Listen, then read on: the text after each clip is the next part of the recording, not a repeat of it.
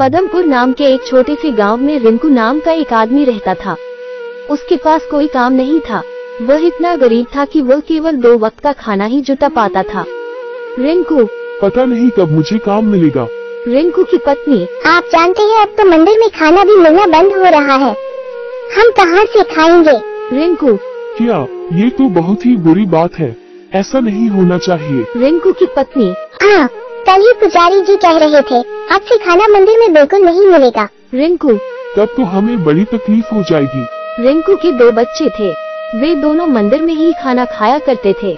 रिंकू की पत्नी, बच्चे भी भूखे ही रहेंगे। रिंकू कहता है, नहीं नहीं, मैं कुछ करता हूँ, जरूर करता हूँ। तुम रुको, तुम लोगों को मैं भूखा नहीं रहने दूंगा। कुछ दिनों बाद मंदिर में खाना पीना मिलना बंद हो जाता है। रिंकू की पत्नी कहती है, सुनो जी, बच्चे खाने के लिए बहुत जिद कर रहे हैं, उन्हें बहुत तेज भूख लगी है। रिंकू कहता है, भूख तो मुझे भी लगी है, रुको मैं कुछ लेकर आता हूँ। रिंकू आसपास कुछ काम ढूंढता है। काम न मिलने पर रिंकू बहुत दुखी हो जाता है। रिंकू, खाने का इंतजाम कहाँ से करूँ? काम तो कुछ मिल नहीं रहा और मुफ्त में कोई खाना देगा नहीं। रिंकू के सामने समोसे की एक दुकान थी। रिंकू समोसे की दुकान के पास आता है। रिंकू, भाई कुछ समोसे मिलेंगे क्या? भूख लगी है। दुकानदार, हाँ जरूर, पैसे दो और ले जाओ समोसे। रिंकू, नहीं भाई, मेरे पास अभी पैसे नहीं है, समोसे दे दो, बाद में मैं पैसे दे दूंगा। दुकानदार कहता है, पैसे नहीं है, चलो निकलो यहाँ से। रिंकू उदास होकर वहाँ से चला जाता है। वह वापस घर आता है तो देखता है उसकी पत्नी एक ओर बैठी है और दूसरी तरफ बच्चे रो रहे हैं। रिंकू अपने कदम पीछे ले लेता है। रिंकू, अब तो खाना लेकर आना ही पड़ेगा। वह समोसे की दुकान के पास वापस जाता है। दुकान के लोग आपस में बात कर रहे थे। तभी रिंकू वहाँ से समोसे उठा लेता है और वहाँ से भाग जाता है। ऐसा करते हुए दुकानदार उसे देख लेता है और चिल्ला उठता है, चोर चोर। उनमें से एक आदमी रिंकू के पीछे भागता है। भागते भागते रिंकू एक पेड़ के पीछे छुप जाता है और दुकानदार आगे निकल जाता है। कुछ देर बाद रिंकू घर पहुंचता है और अपनी पत्नी से कहता है, देखो सुंदरी, मैं क्या लेकर आया हूँ। सुंदरी, लेकिन तुम्हारे पास पैसे कहाँ से आए? रिंकू, चलो पहले से खाते हैं, फिर बाद में बात करते हैं। सुंदरी बच्चों को एक एक समोसा देती है और खुद भी दोनों एक समोसा ले लेते हैं। रिंकू की पत्नी कहती है, अच्छा अब बताओ समोसे कहाँ से आए? रिंकू झिझकता हुआ कहता है, भाग्यवान, मैंने पहले समोसे वाली दुकान से समोसा मांगा तो उसने मना कर दिया, फिर मुझे चोरी करनी पड़ी। रिंकू की पत्नी कहती है, क्या चोरी? अरे ये सब सही नहीं है। रिंकू कहता है, तो क्या करूं? अपने बच्चों को भूखा मरता हुआ देखूं, काम भी मिलता नहीं। रिंकू की पत्नी रिंकू की बात सुनकर चुप हो जाती है। रिंकू, तुम चिंता मत करो, मैं ज्यादा दिन तक ऐसा नहीं करूंगा। भूख की वजह से रिंकू को हर बार चोरी करनी पड़ती है। वह अभी तक सभी से बचता आ रहा था। रिंकू कहता है, हे भगवान, मुझे आगे भी इसी तरह बचाते रहना। एक दिन रिंकू खाने का कुछ सामान चोरी करके भाग रहा था। तभी दुकान वाला उसे पकड़ लेता है। दुकानदार कहता है, अब तू नहीं बचेगा, अभी तुझे सरपंच जी के पास लेकर चलता हूँ। दुकानदार रिंकू को सरपंच जी के पास लेकर जाता है। दोनों की बात सुनकर सरपंच जी कहते हैं, क्यों रिंकू, तुमने ऐसा क्यों किया? रिंकू कहता है, सरपंच जी, मुझे माफ कर दीजिए, मेरे पास कोई और रास्ता नहीं था, कोई काम मिल नहीं रहा है, पैसे की बहुत कमी है, खाने के लिए भी कुछ नहीं है, इसलिए चोरी करनी पड़ी। सरपंच, देखो रिंकू, ये तुमने अच्छा नहीं किया। तभी कुछ और दुकानदार सामने आते हैं और कहते हैं, सरपंच जी, इसने तो हमारी दुकानों से भी चोरी की थी, वो भी कई बार, इसलिए इसे कड़ी से कड़ी सजा मिलनी चाहिए। सरपंच जी कहते हैं, अच्छा, सभी लोग शांत हो जाए। रिंकू, तुम इस गांव में रहने लायक नहीं हो, आज के आज तुम अपने परिवार के साथ यह गांव छोड़कर हमेशा हमेशा के लिए चले जाओ। रिंकू कहता है, मगर सरपंच जी, मैं कहाँ जाऊँ? सरपंच जी कहते हैं, वो मैं नहीं जानता, तुम ये गांव छोड़कर चले जाओ बस। रिंकू उदास होकर घर आता है और अपनी पत्नी को सारी बातें बताता है। रिंकू की पत्नी कहती है, मगर हम जाएंगे कहाँ? रिंकू कहता है, पता नहीं भाग्यवान, अब तो हमें इस गांव से जाना ही होगा, बच्चों को साथ ले लो और चलो यहाँ से। रिंकू बच्चे और पत्नी के साथ गांव छोड़कर चला जाता है। सुंदरी, गांव से तो निकल गए, लेकिन रहने के लिए तो कोई जगह नहीं मिल रही, अब हम क्या करें? रिंकू कहता है, ये तो मुझे भी समझ नहीं आ रहा, एक काम करते हैं, हम यहीं आसपास रुकते हैं, सुबह होते ही हम गांव चले जाएंगे और छुपकर जंगल में रहेंगे। रिंकू की पत्नी कहती है। अगर गांव वालों ने हमें पकड़ लिया तो क्या होगा? रिंकू कहता है। ऐसा कुछ नहीं होगा, हम सभी छिपकर रहेंगे। रात होते ही रिंकू अपनी पत्नी और बच्चों के साथ गांव वापस आ जाता है और जंगल में जाकर छुप जाता है। रिंकू कहता है। सुनो सुंदरी, अब हम यहीं रहेंगे। रिंकू की पत्नी कहती है। जी ठीक है। रिंकू कुछ लकड़ियां लेकर आता है और घास फूस से मिलकर एक प्यारी सी झोपड़ी बना देता है। इस तरह वह अपने परिवार के साथ गांव में छुपकर रहने लगता है। पेड़ से फल तोड़कर खा लेता था और कुछ फल अपने परिवार के लिए भी तोड़कर लाता था। जो कुछ सब्जियां मिल जाए उन्हें ही वो बनाकर खा लेते थे। जंगल में रहकर रिंकू हमेशा यही सोचता, काश गांव वाले हमें माफ कर दे और हमें स्वीकार कर लें। रिंकू कहता है। कितना अच्छा होता अगर गांव वाले इस बात को भूल जाते और हमें पहले की तरह स्वीकार कर लेते हैं। उसकी पत्नी कहती है। पता नहीं ऐसा कभी हो भी पाएगा या नहीं, मगर मुझे यहाँ रहने में काफी डर लग रहा है। अगर उन्हें पता चला तो अच्छा नहीं होगा। रिंकू कहता है। जब तक सब कुछ सही चल रहा है चलने देते हैं, क्योंकि अभी हमारे पास कोई और उपाय नहीं है। अचानक गांव में शोर होता है कि एक शेर घुस आया है। ये बात रिंकू को पता नहीं थी। कुछ गांव वाले जंगल में लकड़ियां काटने आते हैं। उनमें से एक लकड़ी काटने वाला कहता है। भाई कहीं मत जाना, पता नहीं कब शेर आ जाए। दूसरा कहता है। हाँ मैं यही खड़ा हूँ, तू लकड़ी काट। जब से गांव में शेर के आने की खबर आई है तब से सबकी हालत खराब हो गई है। ये सब रिंकू सुन लेता है। वह दोनों आदमी लकड़ी काट कर चले जाते हैं। रिंकू भागकर अपनी झोपड़ी में जाता है और अपनी पत्नी से कहता है। पता है सुंदरी, कुछ लोग लकड़ी काटने आए थे। वह कह रहे थे गांव में शेर घुस आया है।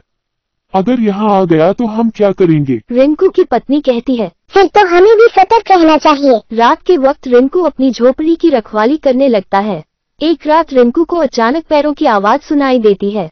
वह अपनी पत्नी को जगाता हुआ कहता है। सुनो भाग्यवान, उठो और बच्चों को भी उठाओ, किसी के पैरों की आवाज आ रही है। रिंकू की पत्नी उठती है और अपने बच्चों को भी उठाती है। तभी रिंकू देखता है कि शेर उनकी ओर भागता हुआ आ रहा है। रिंकू चिल्लाता हुआ कहता है। भागो भाग्यवान भागो। रिंकू की पत्नी बच्चों के साथ जंगल में भागने लगती है। शेर उनके पीछे दौड़ने लगता है। आगे रास्ता नहीं बचा था। रिंकू कहता है। आगे रास्ता तो नहीं है सुंदरी, हम अब क्या करें? ये सामने दरवाजा दिख रहा है। रिंकू की पत्नी कहती है। चलो इस दरवाजे के पीछे छुप जाते हैं। रिंकू उस दरवाजे को खोलता है और सभी उस दरवाजे के अंदर चले जाते हैं। रिंकू कहता है। यहाँ तो बहुत अंधेरा है, कुछ दिख भी नहीं रहा। रिंकू की पत्नी कहती है। हम कुछ घंटे यही रहते हैं फिर बाहर चले जाएंगे। कुछ देर बाद रिंकू कहता है। लगता है शेर अब चला गया होगा। कुछ घंटों बाद वह सब दरवाजे से बाहर आते हैं तो उन्हें जंगल कुछ बदला बदला सा दिखाई देता है। रिंकू कहता है। सुंदरी, मुझे ये जंगल कुछ सुरक्षित नहीं लग रहा। अब हमें गांव वालों के पास ही जाना चाहिए। माना वो हमें बहुत सुनाएंगे लेकिन जंगल में रहना बिल्कुल भी सुरक्षित नहीं है।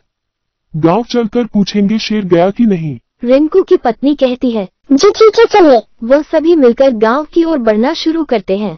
अगली सुबह तक रिंकू अपने परिवार के साथ गांव पहुंच जाता है। वह एक दुकानदार से पूछता है। भाई जी, क्या शेर गांव से चला गया? दुकानदार। शेर? गांव में शेर कब आया? भाई वैसे ये बताओ क्या चल रहा है? आजकल तुम्हें कोई काम मिला या नहीं? वह आदमी रिंकू से बहुत शांति से बात कर रहा था।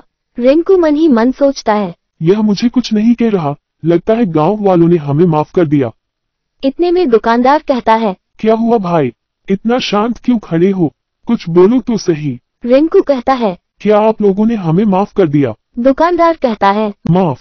माफी किस बात की? क्या गलती की है तुम लोगों ने? रिंकू मन में लगता है गांव वाले इस बात को भूल गए हैं और लोगों ने मुझे माफ कर दिया है।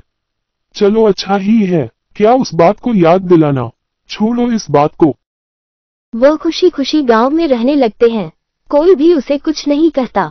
रिंकू। भाग्यवान, अब मैं चोरी नहीं करूंगा।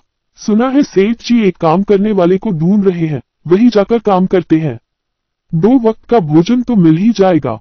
वैसे भी सभी उस बात को भूल गए हैं। अगर वापस वैसा किया तो इस बार सभी छोड़ेंगे नहीं। रिंकू और उसकी पत्नी एक सेठ के घर काम करने लगते हैं। वहीं से उन्हें खाना मिलने लगता है और थोड़े पैसे भी। वे खुशी खुशी जीवन व्यतीत करने लगते हैं।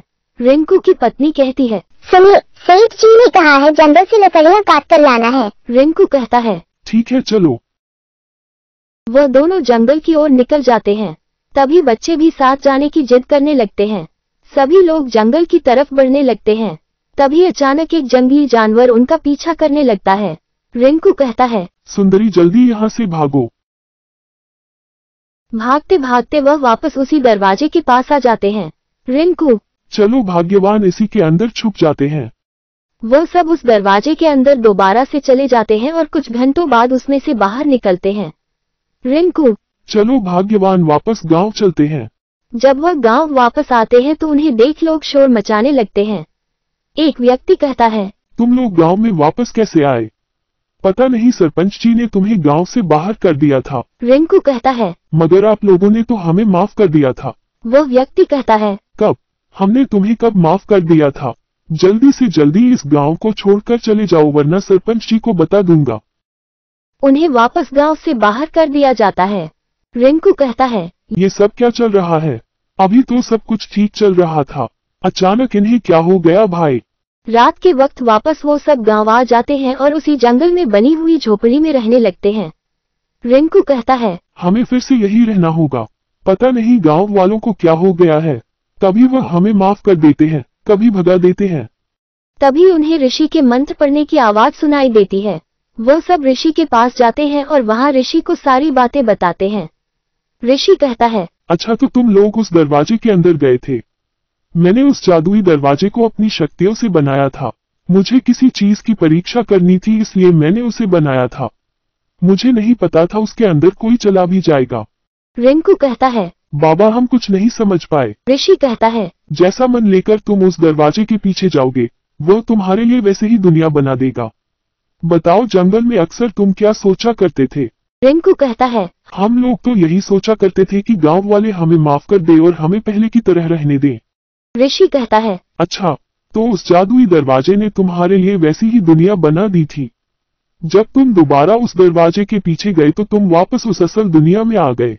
रिंकू कहता है, अच्छा तो ऐसी बात है। ऋषि कहता है, हाँ और उस दुनिया से जो कुछ भी तुम लेकर आए हो वह सब जादुई होगा।